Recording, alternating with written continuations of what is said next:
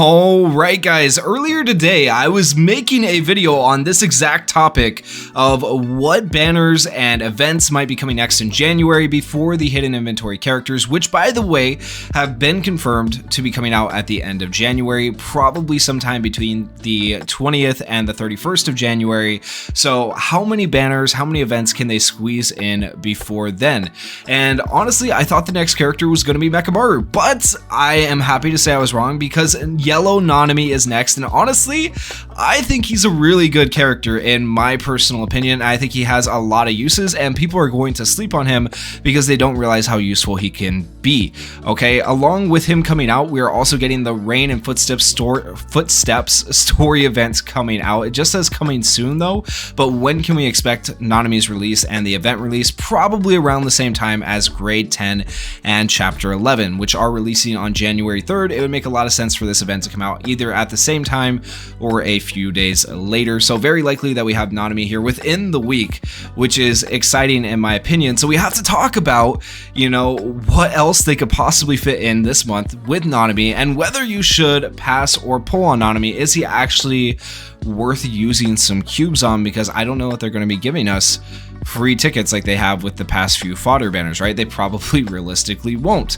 So looking at the JP timeline, right? If we go back to February, we have just finished up February. We've done Esso and Kachisu. We've done the Fraternal Bond. We've done Kamo and Nishimiya. We have done Red Nobra. They're all out of the way. And for the most part, yeah, we did go a little bit out of order, but we have followed the rough JP outline.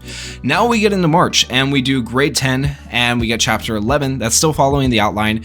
And we already had this rerun right here of the Desperate Struggle. What we have not gotten was the battle versus Hanami. So I think it's highly likely that sometime in January we get this battle versus Hanami. That's almost like a guaranteed right there.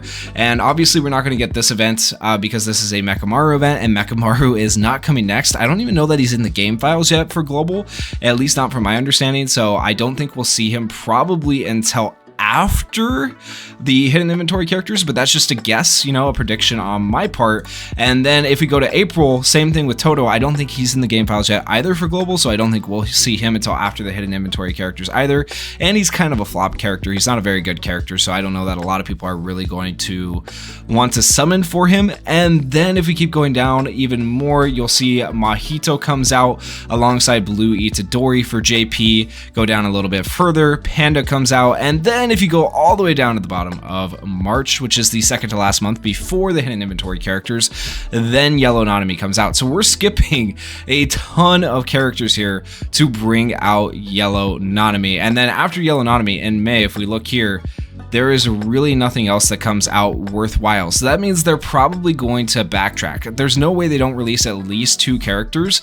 So my thought process is they're going to release Yellow Nanami here at the beginning of the month, and then about halfway through the month it's most likely going to be Red Panda. What makes me think it's going to be Red Panda? Well, according to a data miner, Hydros, his assets are already in the game, so I think it seems very likely that he would be one to come. Same thing with Nanami.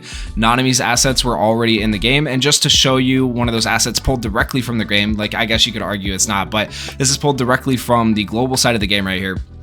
And Panda already has his file assets in there. So keep that in mind. I think it's very likely that we see Panda come next. Okay, so that's probably who we're going to see, and then we'll see the hidden inventory characters, which means we might be skipping Blue Itadori, we might be skipping Toto, and we might be skipping MECHAMARU, and they might all come after hidden inventory. So does this mean, the question though, does this mean Mahito is going to get pushed back because he was released alongside Blue Itadori? I really hope not. They didn't release Kamo and Nishimiya at the same time, so I think it's actually still highly probable that Mahito comes out sometime this month of January, but you guys will have to let me know your thoughts down in the comments. I'm still hoping that's the case. I would really like to get this free-to-play unit. A lot of people I think feel the same way. A lot of people have been saving and not getting Hanami or Jogo because they know Mahito's coming, so it would be a smart move on their part to actually release, at least in my opinion, to release Mahito with the hidden inventory characters, bare minimum, if not before that. They should release him with them. So I would almost guarantee that this month he comes out. If he doesn't, I will be genuinely surprised. Now, as for Nanami, let's talk about him and his kit and what he can do. So he is an attacker type unit. He is specifically a type advantaged unit, so like he works really well when he's going against types that he is advantaged or stages that he's advantaged in, and so that's really good for like Illusory Tower. So when a black flash is performed, increases own black flash rate. When the selected enemy has a weakness to yellow type, increases own damage. And then his skill 1 deals melee combined damage equal to 50% taijutsu and 50% jujutsu to the selected enemy. This is actually good because later in the game when we get other events and stuff like that, there are some enemies that are going to be resistant to taijutsu attacks and some enemies that are going to be resistant to jujutsu attacks, and that's where you'll really start to see Nanami shine. We haven't really had a whole lot of that yet on global, so it might not sound as good as it like looks on paper here, but it is actually really good for the future events that are coming for global. And then skill 2, let's get this over with, deals melee combined damage equal to 117.4% taijutsu and 117.4% jujutsu to the selected enemy for 2 hits. So once again, it has both those types of damage. We love that. That's very good because it works on multiple types of enemies. And then if you go to level 10, it has the same thing but with a higher multiplier. And then his skill 3, this is his bread and butter. It may seem like it costs a lot, but it's really not that bad when you run him with the right characters.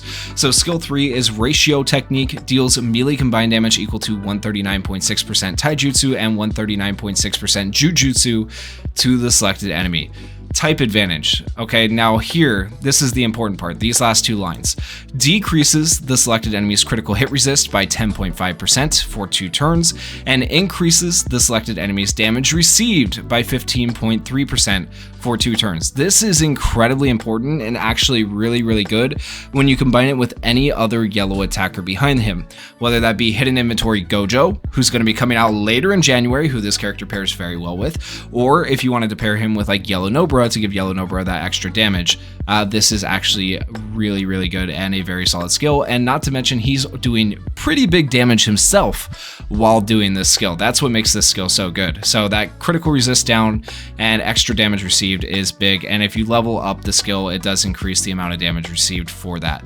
Now his ultimate is called All Exercise You Here and Now, deals melee combined damage equal to 124.5% taijutsu and 124.5% jujutsu to the selected enemy for 3 hits, deals melee combined damage equal to 170.6% taijutsu and 170.6% jujutsu to the selected enemy with type advantage, and then the final hit of this skill will always perform a black flash, which is nice because that's a lot of extra damage. And if you upgrade the skill to level 10, it upgrades the percentages quite a bit. This Nanami hits really hard, like, and he's a good buffer for the unit that's behind him. He's just a really insane, like, overall very useful attacker in my opinion.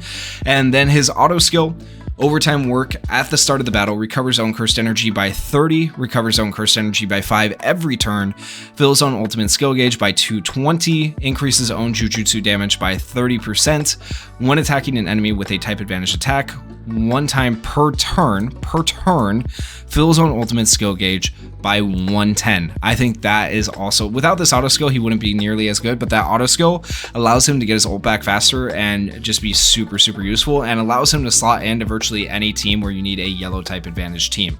So I think that makes this Nanami very useful. Now, some people might argue that he's not the greatest just because his first 2 skills don't have a whole lot going on, but once again, you just have to remember he has taijutsu and jujutsu damage on both those skills, so even though they're not like, you know, doing buffs or debuffs on the first 2 skills, you're really not going to be using them that much anyways, because you're going to be spamming skill 3 and then you're just going to be ulting skill 3 ult, skill 3 ult, and that's just the whole character, and he goes off and does crazy damage and does pretty good support as well. And if you don't believe me about how good he is, I have the JP tier list here pulled up. So this is the JP tier list. If you haven't seen it before, I show it in quite a few of my videos. I prefer to use this tier list over like the global wiki tier list just because these people have been playing the game. Well, I mean, the people who run the global wiki might have been playing the game, you know, since JP launch as well.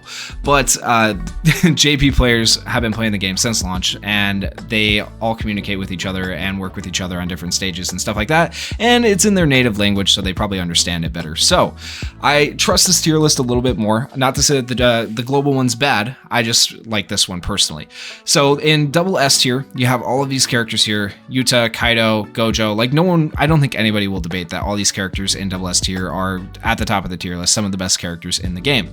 Then if you go down one tier to S plus tier, you have Red Nanami, who's a really good buffer. You have Hanami, who people are using right now in global, along with Megami. Like all these characters good, very deserving of the spot they're in. And then go over 2 more spots. You have Mahito, who hopefully will be coming sometime this month. And then you have Yellow Nanami. Notice that Yellow Nanami is still above Green Nanami. Green Nanami did move up the tier list, I will say, when he got the recent buffs, which made him a lot better.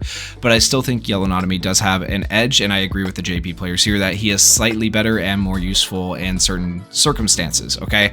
And the JP tier list only goes down to B tier, so like he's not the worst, but also not the best. Like these characters are the best characters to choose from, but if you're missing any like particular characters, you can run these characters down here in S plus tier. So overall, Nanami a decent choice if you wanted to pull. However, we need to talk about if you guys should be wasting cubes on him. Long answer short, no. Do not waste your cubes. Do not summon for Nanami. Now that being said, if you plan to just go for hidden inventory Gojo and you're not worried about Toji, I do recommend trying to get a copy of this Nanami if you can. So maybe toss 1 or 2 multis at most at this Nanami. If you barely have enough to pity one of the hidden inventory characters right now, or you still don't have enough to pity one of them, then probably don't waste your cubes at all. But if you have a few cubes to spare, then you can go ahead and toss like a multi or 2 at this Nanami and try to get him. Now I know for a lot of free to play and light spending people that might be difficult, but I will say eventually he will be added into the general pool. So if you don't get him right now, it's not that big of a deal. It is more important to save for the hidden inventory characters because they are much more broken and they are going to carry you through a lot more content. But with that being said, let me know your guys' thoughts down in the comments below. What are you going to do? Are you going to be summoning for this character? Do you think he's good? And also let me know if you are hyped for hidden inventory at the end of the month. And also let me know if you think Mahito will come this month or if it will be later. If you guys enjoyed the video, please consider going down there, hitting that like button and hitting that subscribe button as well. Thank you so much for watching. Peace.